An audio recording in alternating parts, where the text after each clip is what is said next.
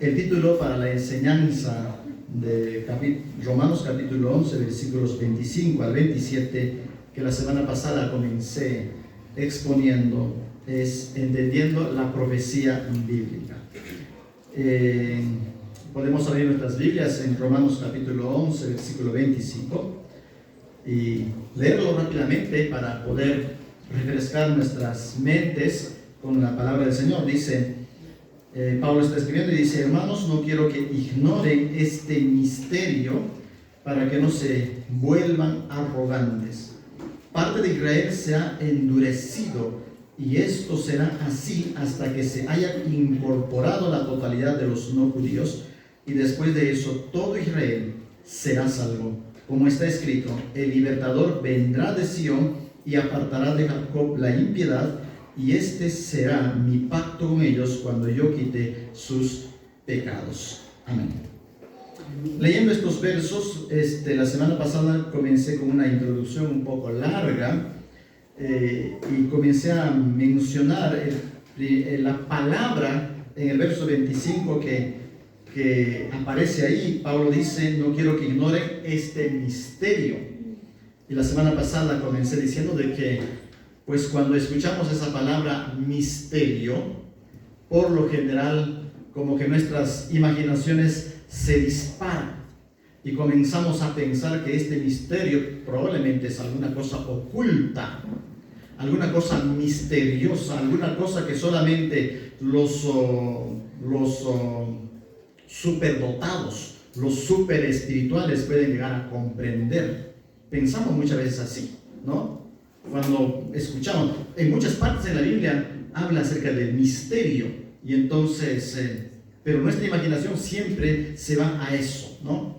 Queremos, no sé, escuchar algo espectacular, algo que, no sé, que nos dé cierto consuelo, quizás. Queremos escuchar eso.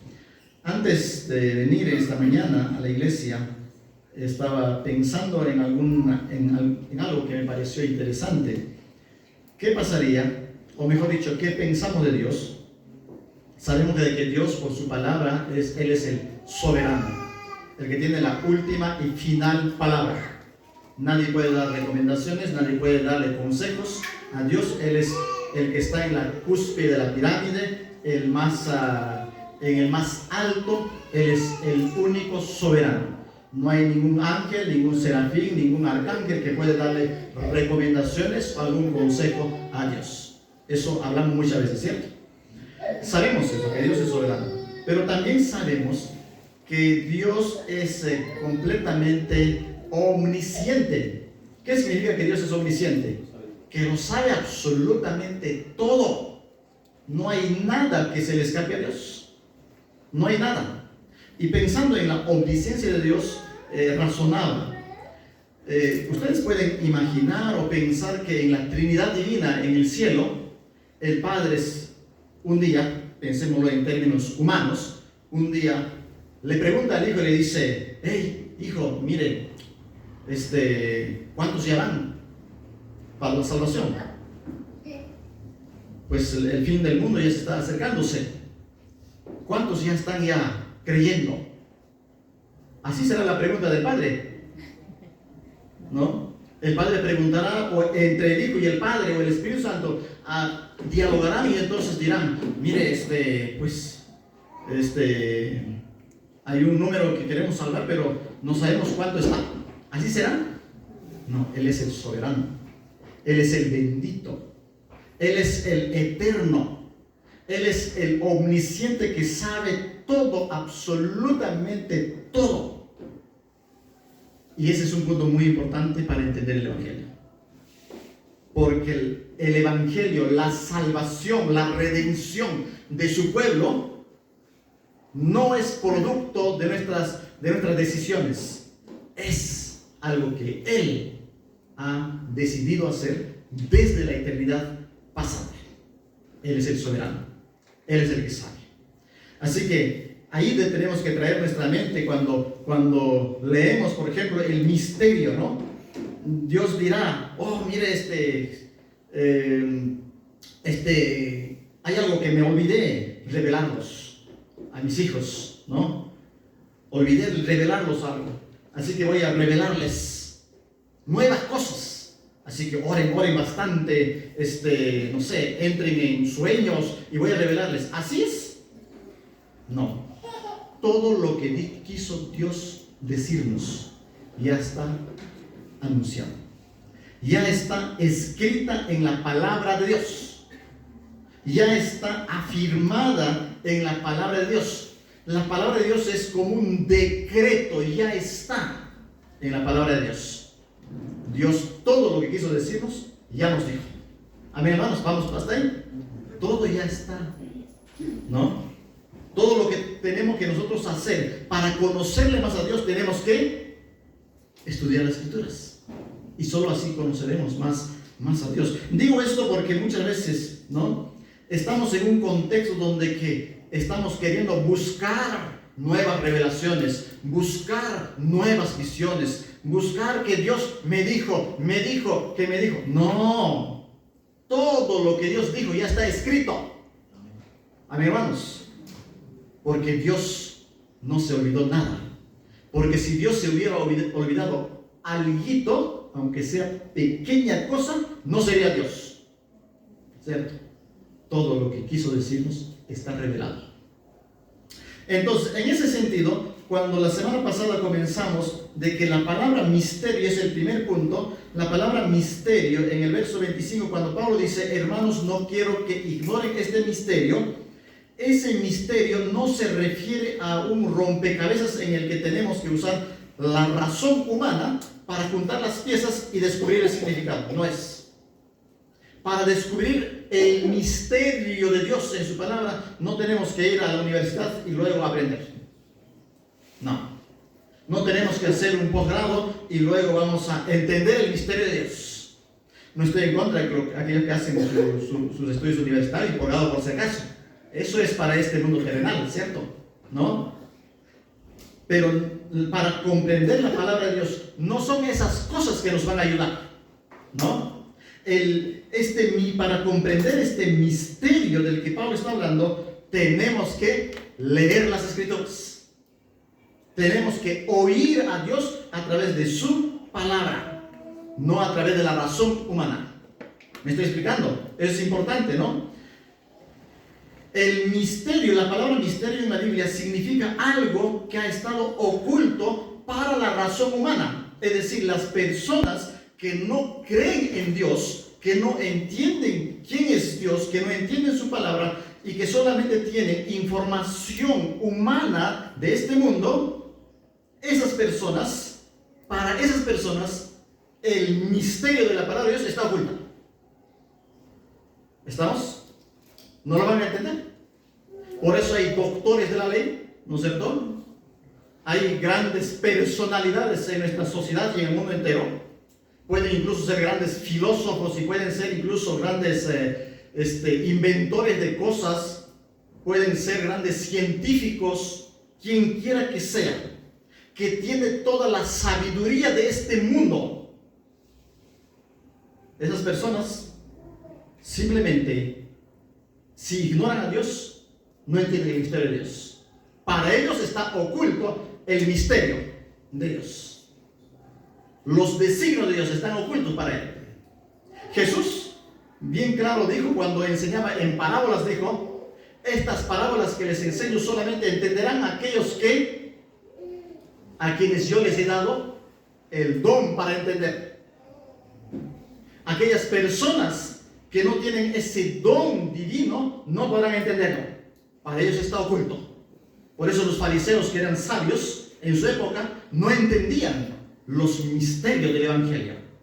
Los judíos, que eran religiosos, no entendían los misterios del Evangelio. Porque este misterio del Evangelio es para aquellos que Dios ha escogido desde la eternidad. Pablo usa la palabra misterio para referirse a varios aspectos de la fe cristiana. Por ejemplo, usa esta palabra para referirse al Evangelio. El Evangelio es un misterio. ¿Cómo Dios planeó salvar a sus elegidos? Solo por gracia. Ese es un misterio para el mundo. El mundo no podrá comprenderlo eso. Solamente es para aquellos que son hijos. La Biblia es clara, dice que la salvación es por gracia, es gratuita. No nos ganamos, no es por nuestras obras, no es por nuestras buenas acciones. No es porque somos caritativos o porque somos incluso puntuales a la iglesia o porque oramos larga y prolongadamente o porque ayunamos. No es por eso que la salvación nos ganamos. No es por obra para que nadie se gloríe. Porque si por los días que ayunamos, por los muchos días que ayunamos, si así fuera la salvación, imagínense la jactancia que habría en el cielo, ¿cierto? ¿No?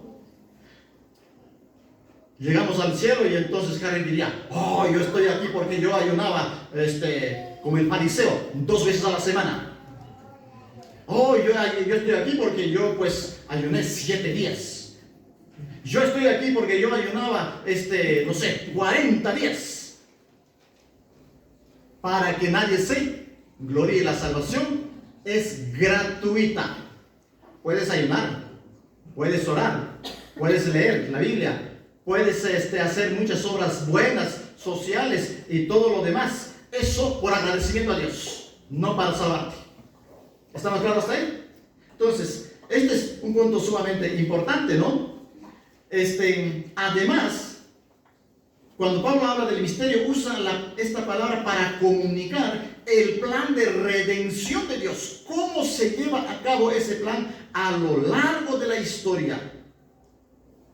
En este plan de redención, el misterio es que están incluidos judíos y gentiles, como dice Efesios 3, 4 al 9 y 6, 19. Están incluidos en ese plan de redención. Ese es un misterio que los judíos, por ejemplo, en el primer siglo no llegaban a comprender, porque los judíos pensaban, nosotros nomás somos los elegidos, somos descendencia de Abraham y nosotros nomás somos los especiales para Dios. Y por eso odiaban a sus hermanos gentiles, samaritanos, los odiaban, porque creían ser los únicos, porque no entendían el misterio. Y el misterio es que Dios salvará gratuitamente, soberanamente, a todos aquellos que Él ha escogido desde la eternidad pasada. ¿Recuerdan Romanos 8, 28 que hemos leído ya y hemos estudiado?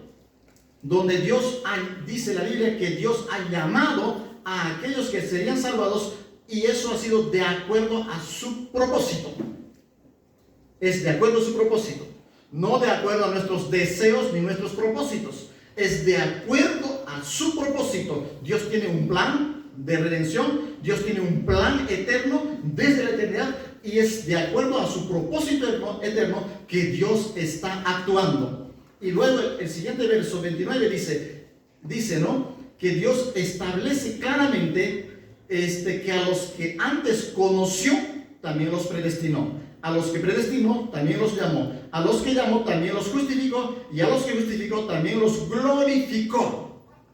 Ese es el gran misterio, que la salvación es única y absolutamente don divino. Es el plan divino, no es el plan del hombre. Él es el que escoge, Él es el que predestina, Él es el que llama, Él es el que justifica, y Él es el que glorifica. Él es, no el hombre, ¿no? Ese es el misterio. Estos versos subrayan que este misterio revelado no fue comprendido por los judíos del primer siglo. Ellos tenían la ley, pero no entendían. Decían ellos, no, los judíos tenían varios problemas. Primero, no entendían que la salvación es obra soberana de Dios y es por elección. Segundo, los judíos no entendían porque pensaban que podían ganarse la salvación haciendo buenas obras, por ejemplo, cumpliendo la ley, circuncidándose o quemando los animalitos, ¿cierto? Los judíos pensaban que ellos se ganaban el cielo. Y cuando Cristo explica y los discípulos, Pablo explica, dice, no, Eso no es la forma como Dios salva. Él es el que salva. Soberanamente, Él elige, Él escoge y Él salva a quienes Él quiere. Y el soberano Dios ha decidido, esto es importante, ha decidido escoger la descendencia de Abraham para salvarlo. ¿No le dijo eso en Génesis 12? A ti te he escogido y tú llegarás a ser padre de muchas naciones. Y con estas cosas, lo que Dios o lo que Pablo está haciendo es abrir los ojos de los judíos. Pablo está diciendo: judíos, ustedes religiosos están equivocados. No están entendiendo el evangelio, el misterio de Dios. Que Dios va a salvar a todos aquellos que Él ha escogido. No solamente de entre los judíos, sino también de entre los gentiles. Dios va a salvar a todos aquellos que Él ha escogido. Recuerdan la semana pasada les decía, ¿no? Un autor dice, hablando del misterio, dice que esto significa tres cosas. Uno, parte de Israel está endurecida por un periodo de tiempo limitado. Dos, la salvación de los gentiles, es decir, israelitas, sucederá sí o sí para el cumplimiento de la profecía bíblica. Y tres, finalmente todo Israel, incluidos judíos y gentiles, será salvo. Cuando dice todo Israel será salvo, no se refiere a toda la descendencia de Abraham, sino solamente a un remanente fiel que creerá en el Mesías Salvador. ¿Está claro? Eso es lo que Pablo está diciendo. El punto es este. Pablo está mencionando que toda la revelación del Antiguo Testamento habla acerca de un plan de redención. Ese plan consiste en la salvación del remanente del pueblo de Israel, que es el pueblo escogido por Dios. Y que ese pueblo de Israel está conformado por 12 tribus dispersados en todo el mundo. Y Dios ha escogido ese pueblo para salvarlo. ¿No hemos leído esos versos en el Antiguo Testamento? A ti solito te he escogido, dice Dios. Solito a ti. De entre todos los pueblos, solo a ti. Eso repite, ¿sabes? Más de 300 veces en el Antiguo Testamento. De entre todos, solamente a ti. Y entonces usted dice, ¿y cómo es que esté? Porque eres parte de ese pueblo que Dios había escogido desde la eternidad. Eso es maravilloso. No importa en qué rincón del mundo estés. No importa en qué país vivas. No importa qué lengua hables. No importa qué color de piel tengas. No importa si eres judío o eres gentil. No importa nada de eso. Si perteneces al pueblo de Dios, es porque Él te ha escogido y Él vendrá a traerte desde el lugar donde tú estás hacia Él. Él te atraerá. ¿No dice la Biblia eso? ¿No? Con lazos de amor yo los atraje, ¿no? Yo les atraigo hacia mí, ¿no? Muchas veces no queremos, pero yo les atraigo. Eso es lo que dice. No importa en qué lugar estés. Recuerden el otro mensaje que prediqué hace 2-3 semanas atrás acerca del arbolito, ¿no es cierto? Dios escogió la raíz y lo santificó. ¿Y la raíz qué es? Abraham, Isaac, Jacob, ¿no es cierto? Y lo santificó. Y luego Dios dice, muy bien, también las ramas por causa de la raíz están santificadas. Esas ramas escogidas. Y hay dos tipos de ramas. Las ramas naturales, que por su incredulidad han sido también desgajadas, cortadas, y que volverán a ser otra vez injertadas.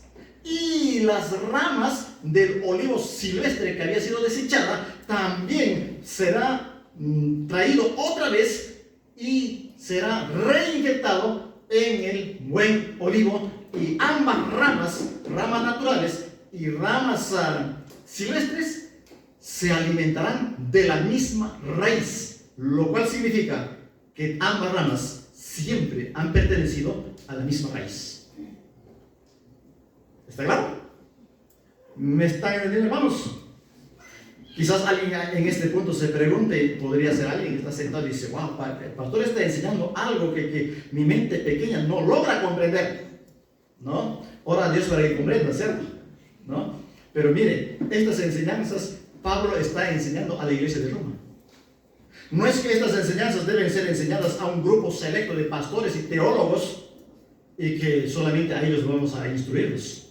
Pablo está escribiendo a la iglesia en general. Es como que Pablo está parado al frente de la iglesia y está explicando todas estas cosas que estamos hablando. Así que los que escuchan, oyen y entienden. ¿Me estoy explicando? ¿Están entendiendo ustedes, hermanos? ¿O están preocupados? ¿José? ¿Estás entendiendo? Muy bien. El segundo punto aquí es este. La profecía bíblica revela la obra soberana de Dios en la historia de la salvación. Esto es sencillo. El capítulo 9 de Romanos subraya la soberanía de Dios. Que Dios es soberano en escoger a quien Él quiere escoger y endurecer a quien Él quiere endurecer. ¿Recuerdan eso que hemos hablado? En capítulo 9. Él es soberano. Y si tú te levantas la mano y dices, oh Señor, tengo una pregunta, pues, ¿por qué parece que tú estás siendo muy parcial? No estás escogiendo solamente a algunos. ¿Por qué no escoges a todos? Y tú quieres preguntarle, contestarle a Dios. ¿Qué dice Dios en Romanos 9? ¿Quién eres tú? ¿Quién eres tú? Tú simplemente eres, ¿a quién nos comparan? Al barro. ¿Acaso el barro puede contestarlo, puede decirle a su hacedor, ¿por qué me haces así?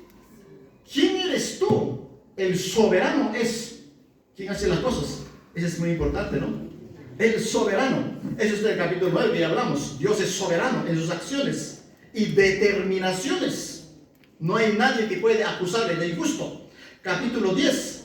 El capítulo 10 de Romanos destaca que la salvación se ofrece a todos los elegidos que reconocen su pecaminosidad y confiesan con su boca que Jesús es el Señor. En otras palabras, el elegido no es aquel que dice, oh, yo soy elegido porque siento que soy elegido.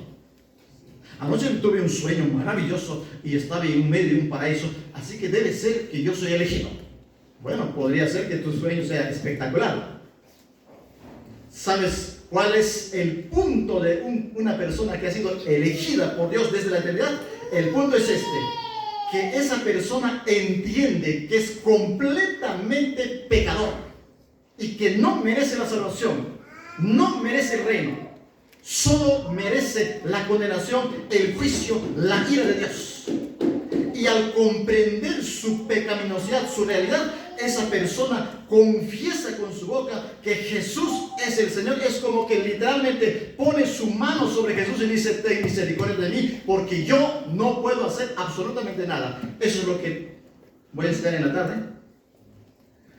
sobre Levítico. Cuando el hombre venía, el hombre pecador, ¿no? Venía trayendo su animalito, ¿no? Y ponía sobre la cabeza del animalito su mano y hay una larga oración que hacía.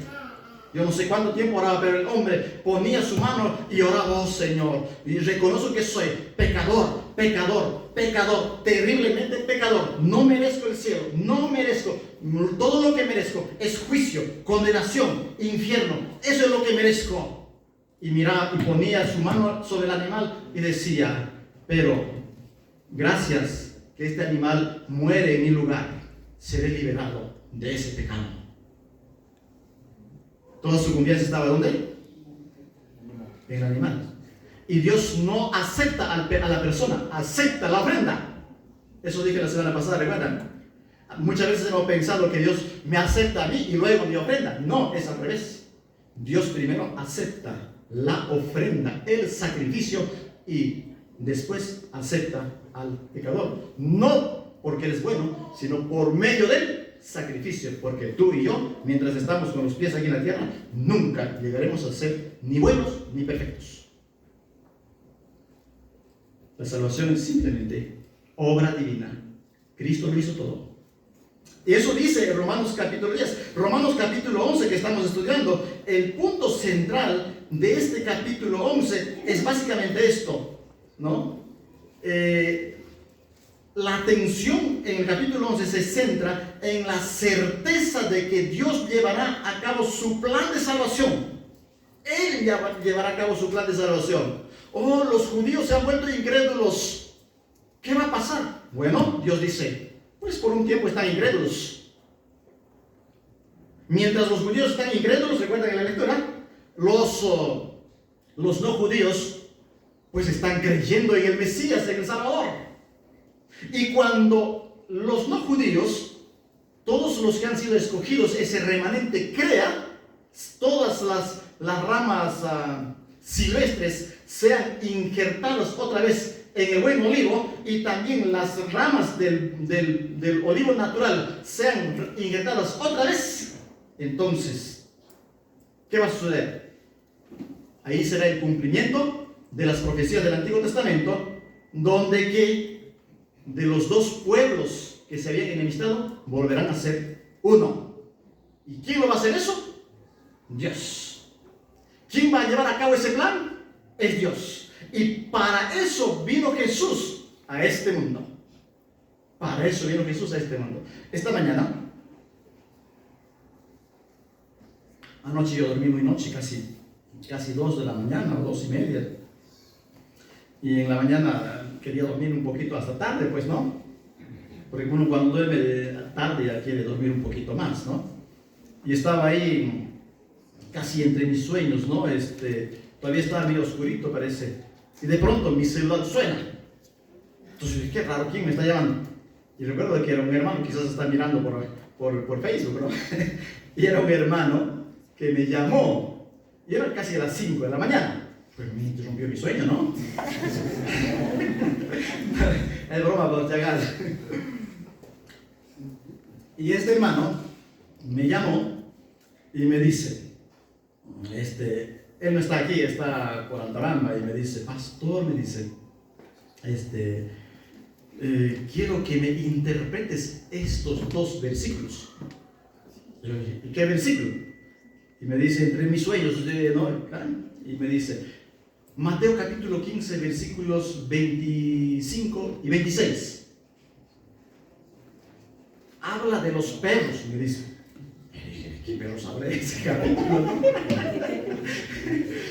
Pero yo más o menos entendí rápidamente. Y le dije, muy bien, después te escribo, ¿no? Bueno, él me dijo también, ¿no? Después me escribes qué significa ese verso. Y ese verso, ¿sabe de qué habla? Habla de una mujer cananea que se fue, o mejor dicho, de una mujer cananea que tuvo encuentro con Jesús, y que recuerdan que la mujer cananea, o la Biblia dice que una mujer gentil, ¿no es cierto? Le suplica a Jesús, por favor, pues tengo un hijo enfermo, un hijo, ¿no? Una hija creo, ¿no? Dice, está enfermo, ¿no? Y necesito, por favor, tu apoyo. Y en esa conversación, ¿qué le dice Jesús a esta mujer? Le dice, yo he venido a la casa de Israel. Yo he venido a la casa de Israel, ¿no? Y pues mi propósito es que yo he venido a la casa de Israel. Y luego, ¿qué dice? ¿Qué dijo? O leámoslo, dice rápidamente, dice, eso está en Mateo. En Mateo 15. Mateo 15, ¿no? Dije. Mateo 15. 15, 26 o 27, dice ahí, ¿no? Dice, en 25 dice, ella vino, se postó ante Jesús y le dijo, Señor, ayúdame. Jesús le dijo, no está bien tomar el pan que es de los hijos y echarlo a los perros.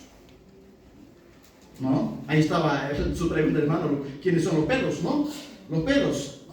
Y ella respondió, Señor, cierto Señor, pero aún los perros comen de las migajas que caen de la mesa de su amo. Y Jesús dijo, wow, esto es una fe tan inmensa, ¿no es cierto? Y bueno, y la pregunta del hermano era, ¿no? ¿Quiénes son esos perros y por qué Jesús estaba contestando de esa manera?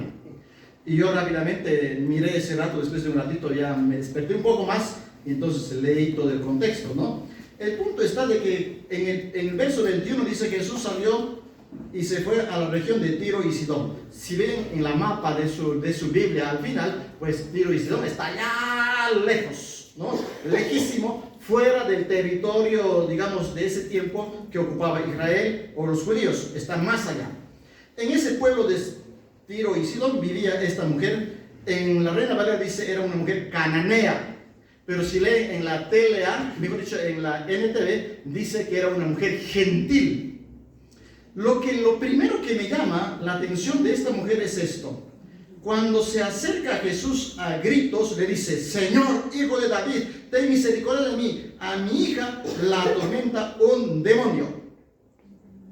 Primera cosa, esta mujer era una mujer cananea, tenía DNI cananea o un DNI gentil, ¿cierto? Número 2, curiosamente el texto en la narración dice que esta mujer sabía quién era David, porque cuando se acerca a Jesús le dice: Señor, hijo de David. Sabe que él es hijo de David. Siendo cananea, gentil, que tiene DNI gentil, ¿cómo es que sabía? ¿No es cierto? Número 3, resulta de que en la conversación Jesús le dice esto, ¿no? Le dice,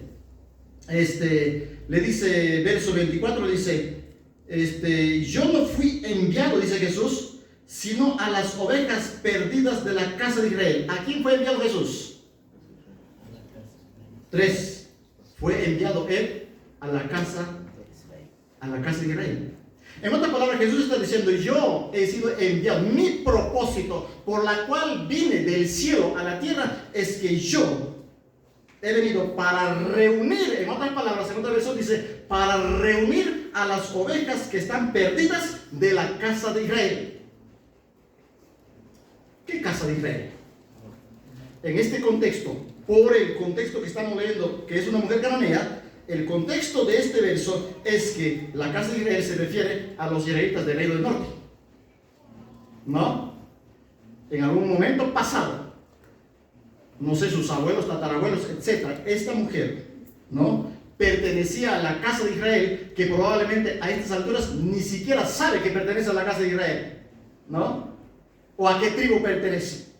Esta mujer que pertenecía a la casa de Israel, resulta de que ella todavía tiene esa información de David, de quién fue David, y reconoce que Jesús es el hijo de David.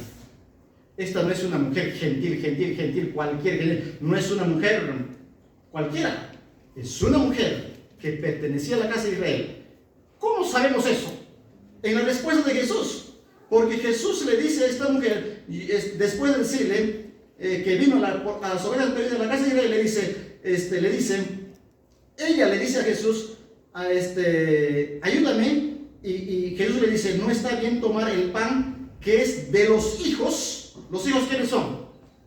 La casa de Israel, ¿no? No está bien tomar el pan de los hijos y echarlo a los perros. Bueno, ¿quiénes eran los perros en el primer siglo?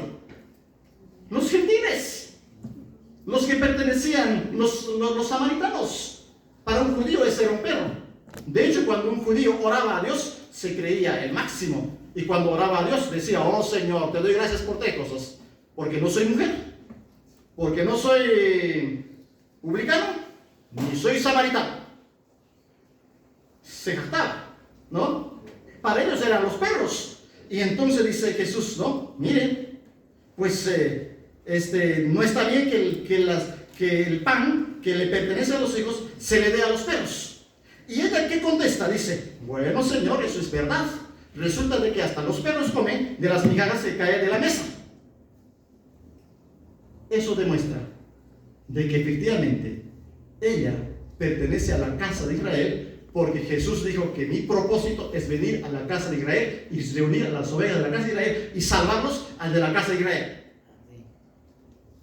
Qué interesante. Entonces, este es un ejemplo para decirnos, cuando leemos Romanos, este es un claro ejemplo para decirnos que Pablo nos está diciendo: miren, ese es el plan de Dios. El plan de Dios es que Él vino a salvar soberanamente a todos aquellos que Él ha escogido. hacerlo.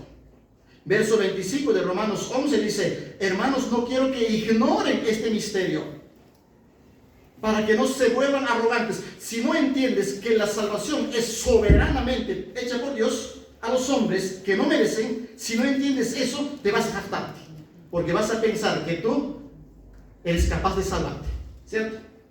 Y Pablo dice aquí, este es el misterio, para que no se vuelvan arrogantes. ¿Y cuál es el misterio? Que parte de Israel, que son los judíos, han sido endurecidos, y esto permanecerá, será así, hasta el día que se haya incorporado la totalidad de los judíos. Y la conclusión es que, y entonces cuando eso suceda, todo Israel, todos aquellos que Dios ha escogido, serán salvados. ¿Eso dice el texto? Eso dice, ¿no? Verso 26, después de eso, todo Israel será salvado. Esto es tan interesante. Ese es el plan de Dios. Ese es el misterio, ¿no? Ese es el misterio, que Dios tiene un plan y Él salvará a todos aquellos que Él ha escogido. ¡Wow! Eso ¿qué les hace pensar eso, hermanos? Eso es tan interesante. Eso es algo motivador. ¿Y saben por qué es motivador? Porque lo que está diciendo aquí Pablo es que Dios soberanamente, Él va a cumplir su plan.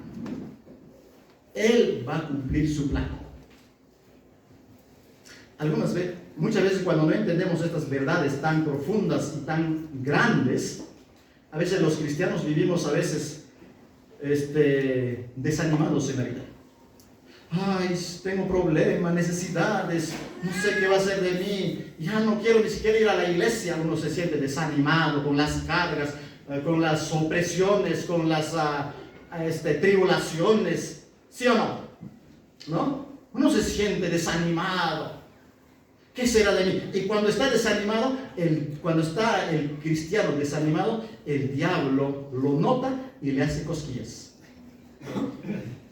Y cuando el diablo le hace cosquillas, ¿qué pasa con el cristiano? Ay, voy a perder mi salvación. Soy pecador.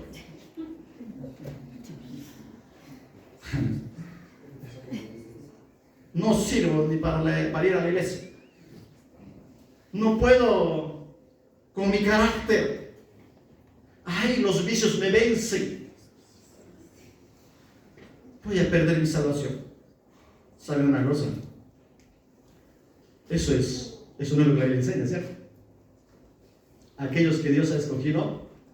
Hay un verso muy bonito, no recuerdo, pero ¿dónde está? Creo que en Gálatas dice: en quienes Dios ha comenzado la buena obra. ¿Comprenden ustedes? Perfeccionando. A una sola voz, 1, 2 y 3. A aquellos en quienes Dios ha comenzado la buena obra, la irá perfeccionando hasta el día que Jesucristo vuelva. La irá perfeccionando hasta el día de Cristo. Repitan eso, díselo al hermano que está a tu lado.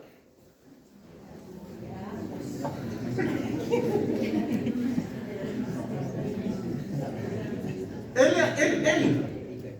No dice el texto, en quienes Dios ha comenzado la buena obra, porque muchos nos imaginamos así. Yo creo que muchos nos imaginamos, ¿no? Dios ya me ha salvado, pero ahora yo tengo que esforzarme, yo tengo que hacer esto, yo tengo que hacer aquello para mantener mi salvación. El texto que dice: aquellos en quienes Dios ha comenzado la buena obra, ¿qué? El hombre va a ir perfeccionando cada día. Dios la irá perfeccionando. Él lo hará. ¡Wow! Eso es absoluto, ¿no? Y entonces cuando el día, bueno, ya voy a saltar mucho de mi mensaje, tengo muchas cosas, pero voy a ir al final a la conclusión de mi mensaje. El día en que te encuentres medio desanimado, porque en este mundo va a haber eso, hermanos. Va a haber aflicciones, tristezas, desgano. Hay días en que ni siquiera tiene ganas de leer la Biblia. Hay días en que ni siquiera tiene ganas ni siquiera orar a Dios, ¿sí o no, hermanos? Seamos sinceros, ¿no? Otros días, no sé qué pasó por tu mente y te levantas con ganas, lees, hasta lo comprendes. Otro día lees, hasta sueño te da. Otro día quieres orar, hasta no te cabeceando ya, ¿no es cierto? En este mundo siempre va a haber aflicciones. Y cuando tengas aflicciones, recuérdate esta enseñanza. Esta enseñanza que estamos estudiando en esta sección está diciendo que Dios es el soberano. Él tiene su plan. Y si tú flaqueas, si tú caes, ¿sabe qué? Él se encargará de levantar también. ¿No es cierto? Ahora, cada uno también es responsable por su pecado. ¿No es cierto? Vas a cosechar también las consecuencias de tu pecado. Pero si tú eres el escogido de Dios, como alguien me decía, aunque sea con una sola pierna, regresarás. ¿Está claro o no está claro? ¿Se entiende? Con un solo ojo. ¿Quién era el hombre que vino con Pizarro? Como Almagro. Porque es él, no nosotros. Es él. Y en este salón lo que estamos aquí, estoy completamente seguro que muchos han tirado la toalla, ¿sí o no? Se han vuelto atrás, regresan, y cuando Dios le jaló de las orejas, ¡ay! Yo bien me recibo. Agradecele a papá, ¿no es cierto? ¿No? Dios nos jala, Dios nos hinca, ¿no? Uno está feliz en su negocio, en sus andanzas en este mundo, hasta se ha olvidado de venir a la iglesia. Y cuando de pronto el médico le dice, está grave, tu salud está grave, lo primero que hace viene, pastor, órame por favor. Y a veces Dios ni al pastor escucha. Porque quiere que esa persona aprenda, ¿no es cierto? Porque si el pastor ora y plum se levanta y brincando se va otra vuelta, va a ir al ño canabarón.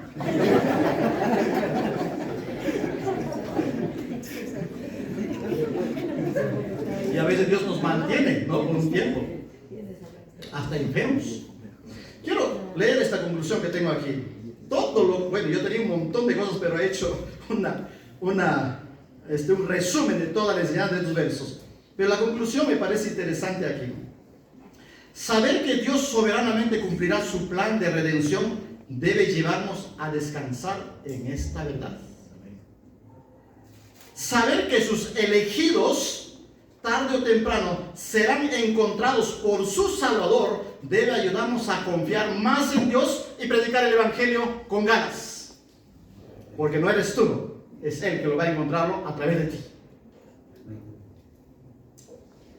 Saber que ni uno solo de sus elegidos se perderá debe llevarnos a tener esperanza en Dios. Ni uno solo se va a perder. No es que en el camino Dios va a decir, oye, hemos elegido a Ronnie, pues está pecando mucho, ya, borra del libro. No, eso no existe. Dios no tiene un lápiz y un borrador en el cielo. Porque si eso, imagínate, empieza por mí, ¿no? ¿Sí o no?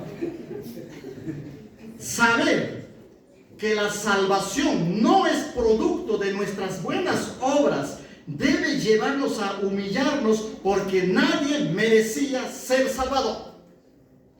No nos ganamos, es un regalo. Saber que Dios, desde la primera venida del Mesías, está juntando a su pueblo elegido, al pueblo de Israel, esparcido en todo el mundo, en un solo pueblo, conforme a las profecías del Antiguo Testamento, debe llevarnos a exaltar a Dios por cumplir su plan soberano desde la eternidad. Él va a hacer cumplir su plan. A veces algunos piensan, ¿no? Dice, ay, yo soy líder de la iglesia, ¿no? Soy líder. Mejor voy a renunciar y esta iglesia va a fracasar. No se da cuenta de que Dios va a levantar otro, ¿no? Dios va a levantar otro porque es su pueblo, es su iglesia, es su plan. No es mío, ni tampoco es tuyo. ¿Estamos ahí? Es su plan. Otro, saber que el pueblo de Israel, elegido por Dios soberanamente, un día estará en la presencia de Dios. Gente de todas partes del mundo, de toda lengua, de toda raza, de toda tribu, de toda nación, debe llevarnos a vivir con esperanza día a día nuestra vida en este mundo. Amén.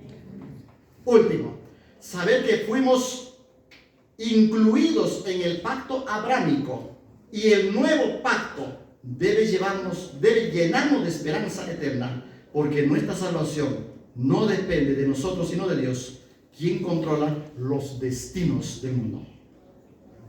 Es su plan. Él es el que hace.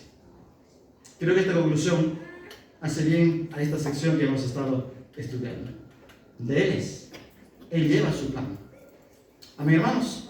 Espero que esta enseñanza nos ayude a entender más ese misterio del Evangelio, ¿no? Que Dios tiene un pueblo escogido y Él está llevando a cabo su plan eterno.